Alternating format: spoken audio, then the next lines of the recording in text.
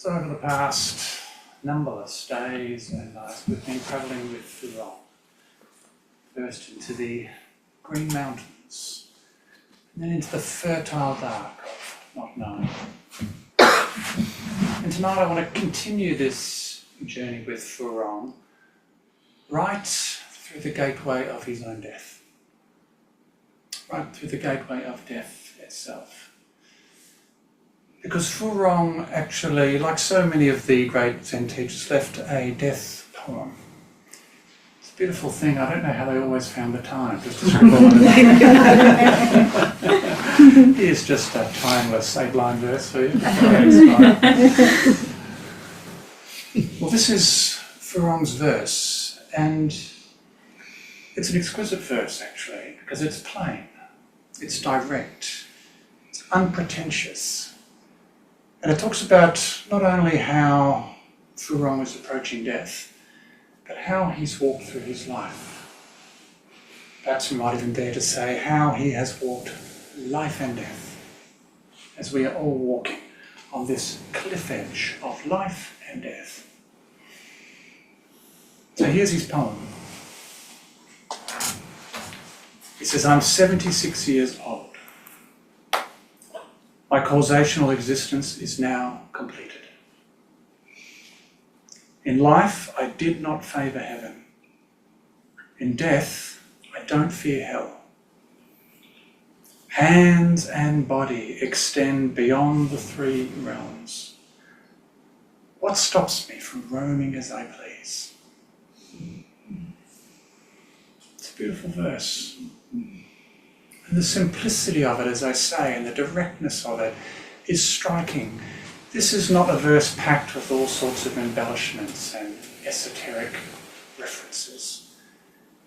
He's talking about being a 76-year-old man about to die. And of course, 76 is not that old in the modern world, but at that time it would have been a venerable old age. A venerable old age.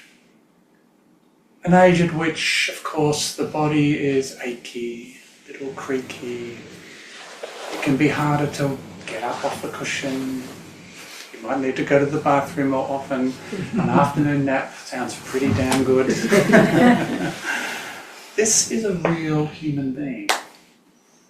And I wonder if you can sense that there is no rebellion against being a human being in this poem. He's very happy to declare that he is 76 years old, that his causational existence is now completed. And I'm reminded actually of the 5 remembrances of the Buddha. It's in our sutra book, or at least I hope it's in the sutra book here. It's certainly in the Zen Open Circle sutra book. These 5 remembrances of the Buddha are remembrances for all of us. Remembrances for each day of our waking life. Something to keep close, to take to heart, to be inspired by, in fact. And here they are. The Buddha says, I am of the nature to grow old. There is no way to escape growing old. I am of the nature to have ill health. There is no way to escape having ill health. I am of the nature to die. There is no way to escape death.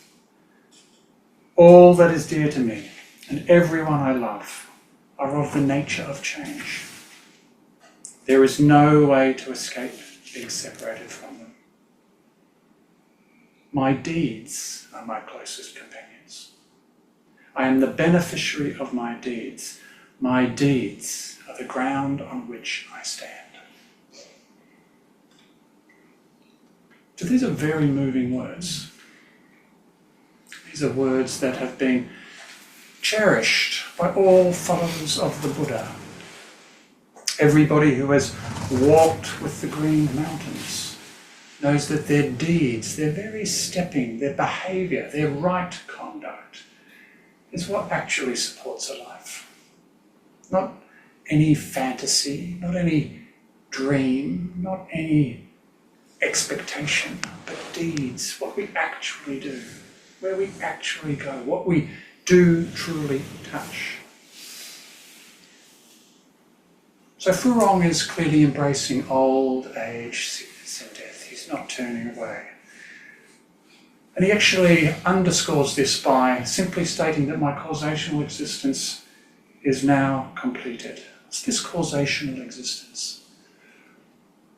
Well, it's the famous pratya samatpada, which is the codependent origination. People will have heard this as a shared piece of wisdom that all schools of Buddhism embrace. This codependent origination. There are 12 links of this causational chain that spin in an endless wheel, actually. But really it's just saying, we arrive together. When I appear, you appear. When I disappear, you disappear. My life is your life is my life. We're inextricable. We all depend upon one another. There's no isolated I. There's only we in this world. That's its true nature. So I like that when Furong says that his causational existence is now completed, he's not just saying, I'm ready to die. I do not fear death. I am ready to walk through that door. He's also saying that my causational existence is completed now. Right now. It is always full and complete right now. Never anything missing. This is a way of pointing to the fact that we've touched on right through this session, that in every moment we are born. In every moment we die. We say born, we say die, but actually they're words for the same thing. They're words that reach after the real fact of reality, but perhaps ever so subtly distort it along the way, distract us from what it's like to actually be here complete. And I love that right through the Zen tradition we play with these words, life and death. The Jishu's words at night, of course, always remind us that life and death is a great matter. Can you hear the hyphen that runs through life and death? A hyphen that does not distinguish one from the other because they happen simultaneously, always happening simultaneously. There's a case in the Blue Cliff record where Jin Yan, a young monk, raps on a coffin and says, alive or dead? And his teacher, Daowu, says, I can't say either living or dead. And Jin Yuan says, why won't you say? And the teacher just says, I can't say. Can't say. To actually know in our bones, to appreciate with our bones that it is impossible to say, is a great relief. It is a true and great and deep relief. To not get caught on one side or the other.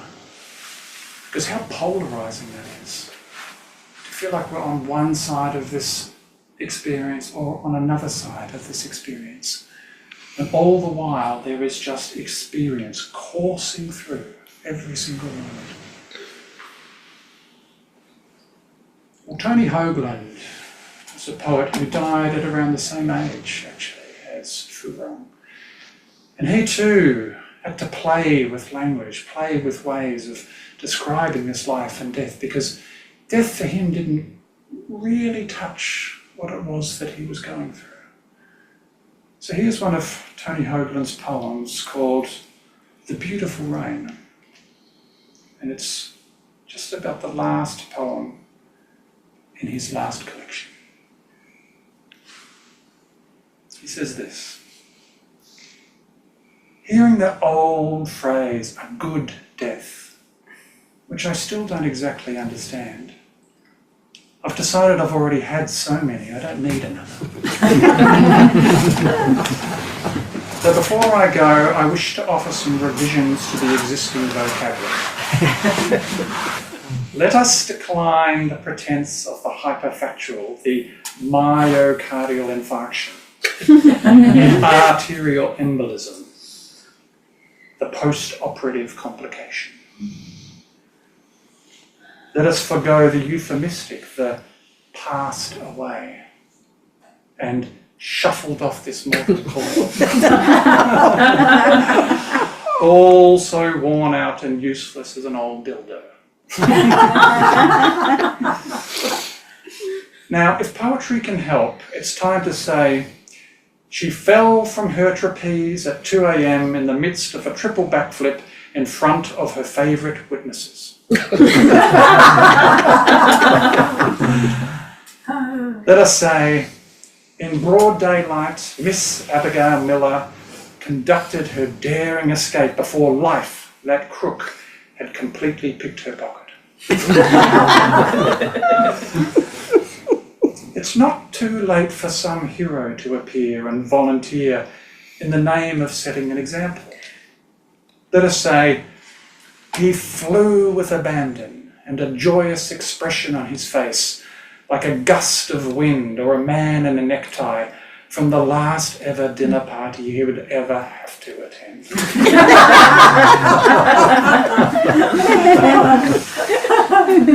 To say he was the egg that elected to break for the greater cause of the omelette. The good piece of wood that leapt into the fire. Though grudging at first, he fell like rain, with his eyes wide open, willing to change. It's this willing to change that I hear in Furong.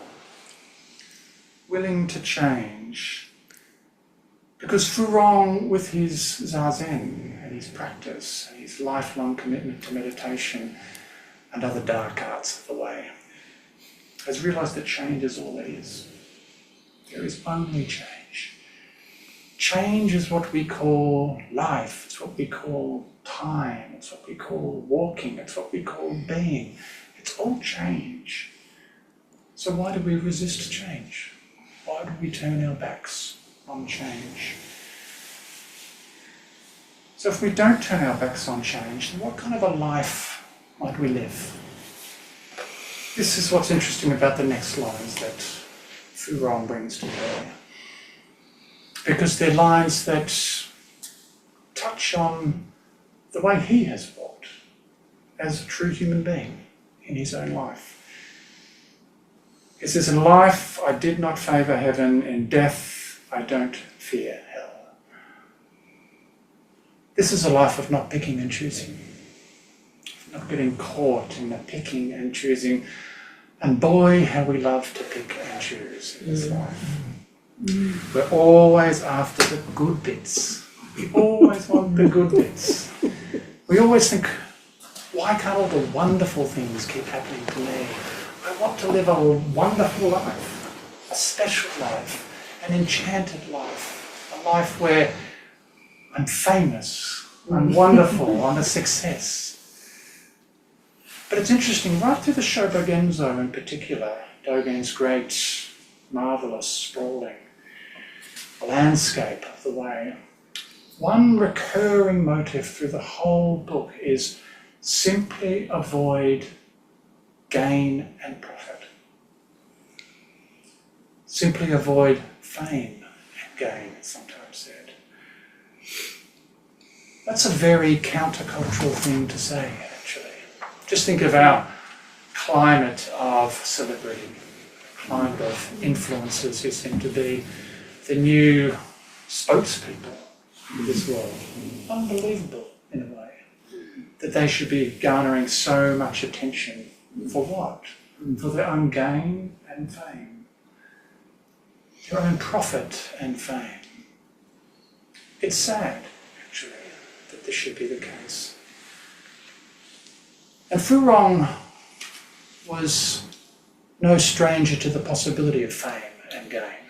There's a famous story, actually, that his reputation as a teacher, of course, began to build as he taught there on Mount Furong. And the emperor decided that he sounded like a pretty interesting person. And so he said, I am going to give you the purple robe, which is one of the highest offers. And I'm going to give you an illustrious name, which I don't have. Oh yes, here it is. The illustrious name was Zen Master Samadhi Illumination. If you don't mind.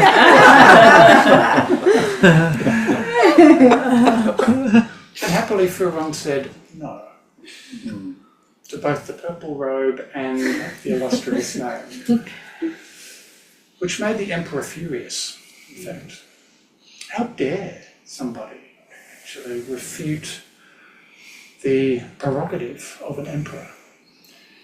And in his rage, he then actually insisted that Furong, if he wasn't going to take the purple robe and the illustrious name, that he had to move at least closer to the capital so that he could teach there. And Furong said, no, I'm not moving. And of course, the emperor was even more furious.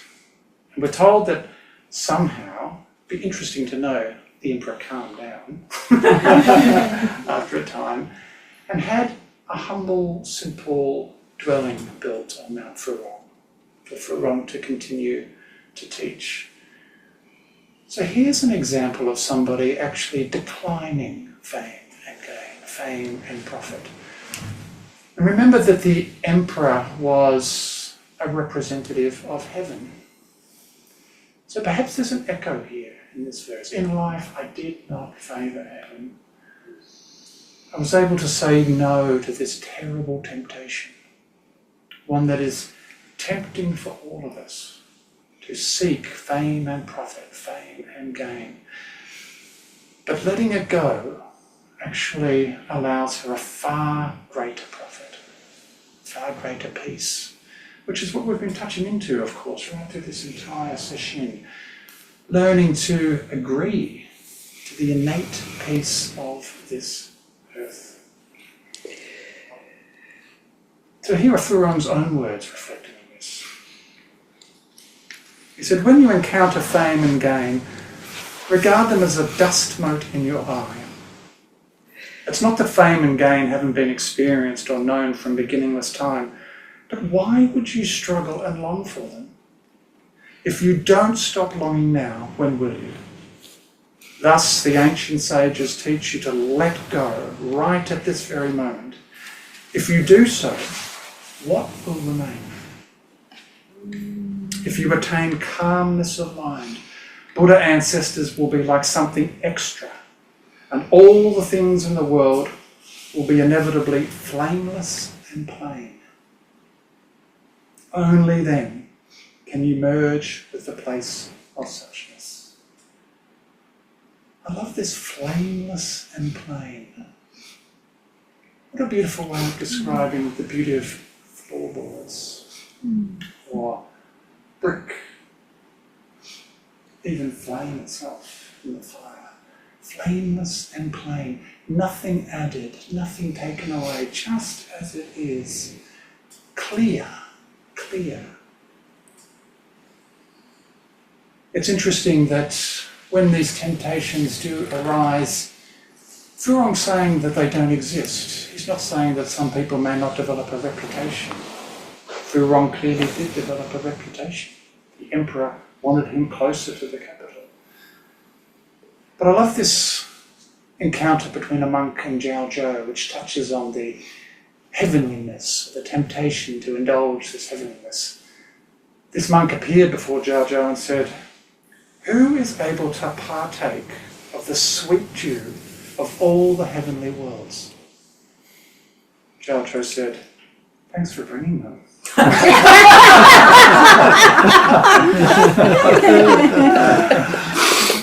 Which is a wonderful response. Thank you. Thank you. And if we can say thank you to this, can we say thank you to all that appears? Can we even dare to say thank you to the hellish dimensions of this life? Now, we don't talk explicitly about hell very often in this tradition, but there are so many hells recorded all through Buddhism. And I want to share with you just the primary 8 hells. They're called, and this comes from the longer Agama Sutra. And here are the 8 primary hells. The first major hell is called thoughts. Mm-hmm. The second is called black rope. The third is called crushing. The fourth is called moaning. The fifth is called great moaning. The sixth is called burning. The seventh is called great burn. The eighth is called unremitting. Unremitting. Yeah. Now all of this sounds like about 10 minutes on the internet. Crushing, burning, moaning, unremitting. Hell. But how interesting that this list begins with thought. There's nothing wrong with thought, of course. We're not in the business of trying to eradicate thought. But as human beings, we're all too aware that thoughts can take on a life of their own. They can actually begin to spiral around our bodies like a vine and then bind us like black rope. One of the hells is black rope. And being strangled in such a way, no wonder there's so much moaning and crushing and burning and unremittingness going on so much of the time. So how do we work with these hells? Well, perhaps, as we touched on before, by taking up that practice of Teisho's. Thanks for bringing them. Thanks for bringing them. Here they are. If we can actually acknowledge them and not try and resist them, we choose them, just like our sutra this morning with the liberation and obstruction. When we can choose to move with, move through, then we can find that every single hellish realm is an open gate, is an open Dharma gate, constant Dharma open gate, as the sutra says. So agreeing to these hell realms is not just a kind of survival skill, just a life skill, but it's integral to bodhisattva work. A monk once asked Teisho, do enlightened teachers ever fall into hell? And Teisho said, I'll be the first to go there. But you're an enlightened teacher, said the monk, why would you fall into hell? If I didn't fall into hell, said Teisho, how could I help you? We need to meet each other however we are, however we present. Otherwise, how can we be of use? And being of use is, of course, where Furong goes next in this verse. Remember this line of, hands and body extend beyond the 3 realms. This immediately brings back into play Kanzao. How did she use those many hands and arms? Well, she uses them effectively by reaching through the 3 realms. The 3 realms are desire, form, and emptiness. To reach through those realms is actually to be unencumbered by any idea whatsoever, so that we can meet in reality, touch in reality. This is helping one another out. Literally being a hand in life. Pull somebody up, to wipe somebody's brow, to soothe somebody in distress, to clap your hands with great laughter if there's a wonderful joke going on. These hands are doing such marvellous work all of the time, so long as they're not caught in the world of desire for fame and gain, or stuck on one side of form, or stuck on one side of emptiness. To get stuck anywhere at all, it's not like this. Well, you can roam freely is Furong mentions next. You can still hear this rain. It's beautiful rain. But Actually, that's very much into, it's a beautiful haiku by Ron Moss, actually. It just says, passing hard, a tiny hand opens to the left. And there's a tiny hand reaching through three realms to be touched by each one of those drops by them. Now this in itself is saving human beings. This is hope. To touch and be touched so intimately beyond the three realms. Isn't that the joy of this? Isn't even the sound of this rain right now the very joy of it?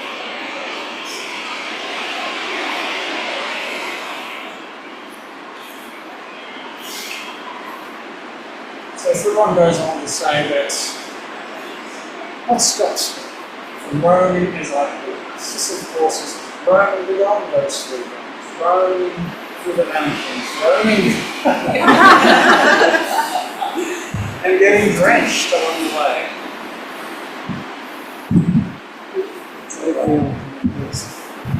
You're coming closer.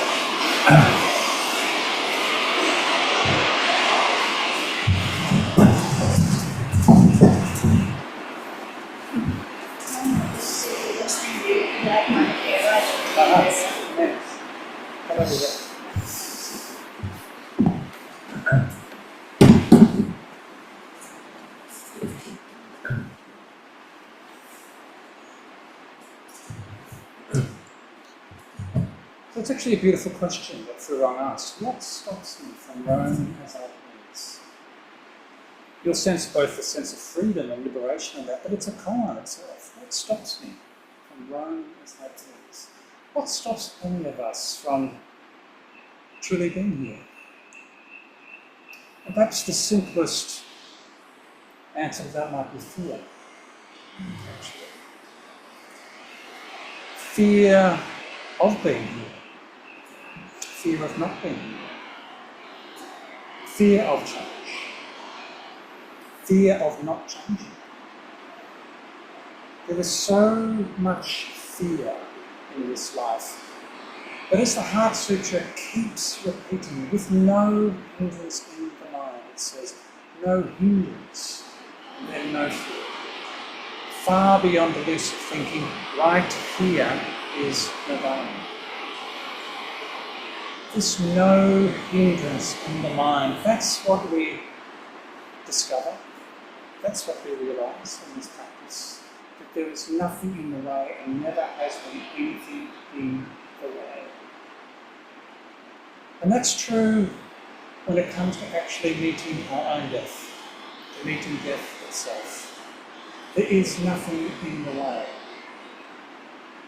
And so what can we learn from the Heart Sutra about meeting death? What can we learn when it says something like, no old age, sickness and death, and also no ending of old age, sickness and death? And I want to share with you a story that, is it a story? It's part of my life from earlier this year, where a dear friend of mine, Jim, died.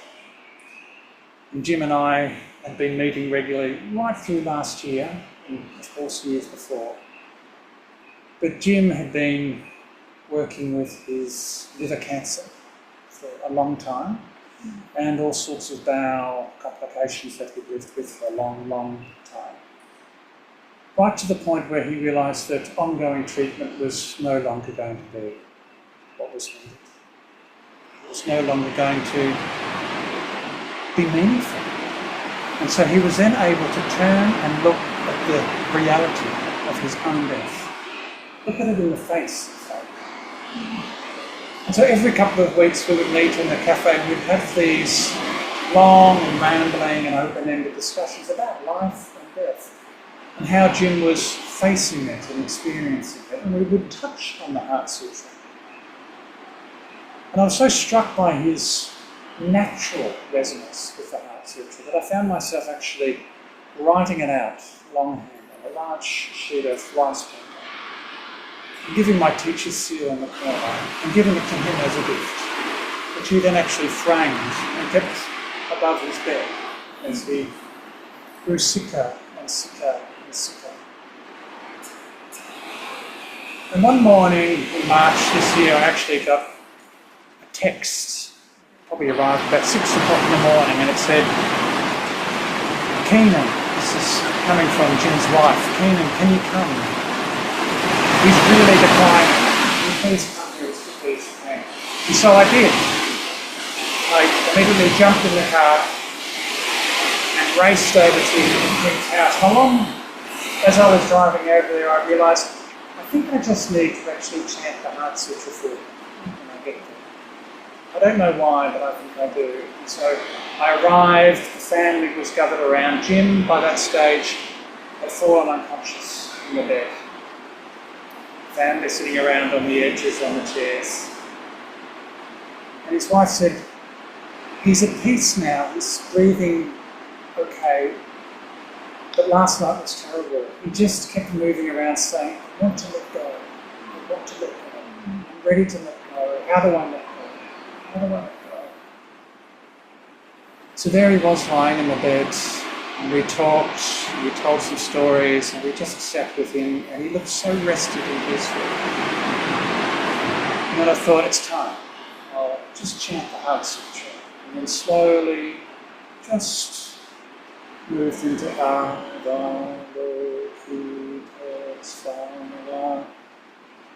pulsing through that heartbeat. And this just carried through with the whole room joining in, all the way to the point where it says Gata, Gata, Para Gata, Parasangata, Bodhisattva. And you've got that very moment. And all his wife could say is, he's gone. Which is the exact meaning of those words. Gone. Gone. Completely gone. Gone to the other shore. Bodhisattva. How wondrous, in fact. Almost Shakespearean.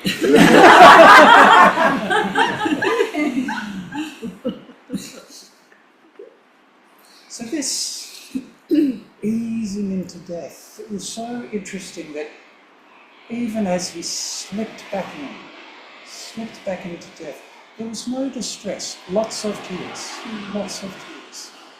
but no distress, no hindrance, no anguish, no cause of anguish. All we could do is marvel because this room that he was in happened to be surrounded by trees in that early morning light. And it was so palpable that Jim was there. He was completely with us still. He had just changed. He had gone back in. His body had enlarged. He was now change itself like he always had been. So we have to ask ourselves, where is he now? And where is Furong now? Is Furong still wandering as he pleases? Where do you meet him? Have you met him? Will you go on meeting him? Walking with these green mountains? Thich Nhat Hanh was actually asked one time, where can we meet after death? And he said, we are always meeting in the beautiful heart of peace. We are always meeting there. So this is life and death, never astray, never astray. So I want to leave you with, again, some words of Furong's, who wraps this up quite nicely. All of these dimensions of life and death, the great matter, and how no matter what comes, is our open gate to walk right through into the beautiful heart of peace, to meet each other entirely. And these are Furong's words. He says, I don't ask about the last 30 days of the 12th month. The 12th month in China is winter. The last 30 days of winter might be the brevity of your own life. I don't ask about that. I don't ask about the brevity of your life. I just want to know about the great matter of the 12th month. I just want to know about the great matter of life and death. Everyone. At that moment, Buddha can't help you. Dharma can't help you. The ancestors can't help you. All the teachers on earth can't help you. I can't help you. And the King of Death can't help you. You must settle this matter now. If you settle it now, the Buddha can't take it from you. The Dharma can't take it from you. The ancestors can't take it from you. All the teachers of the world and the King of Death can't take it from you. Speak out. What is the lesson of this very moment? Do you understand? Next year, there'll be a new shoot grow, and the annoying spring wind never ceases. Thank you for your time.